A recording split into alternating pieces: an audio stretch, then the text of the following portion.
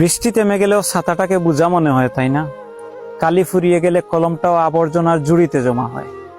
বাসি হয়ে গেলে প্রিয়জনের দেয়া ফুলটাও পরদিন ডাস্টবিনে পাওয়া যায়। পৃথিবীর নিষ্ঠুরতম সত্য হলো, আপনার উপকারের কথা মানুষ বেশি দিন মনে রাখবে না।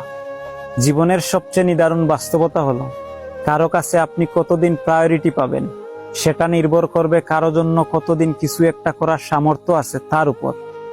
এই বাস্তবতা আপনি মানলেও সত্যি, না মানলেও সত্যি। আজ সকালে যে পত্রিকার দাম 10 টাকা, একদিন পর সে একই পত্রিকার 1 কেজির দাম 10 টাকা। 1000 টাকা খরচ করে একাডেমিক লাইফে বছরের শুরুতে যে বইগুলো গুরুত্ব দিয়ে কিনেন, বছর শেষে সেই বইগুলো কেজি মাপে বিক্রি করে দেন।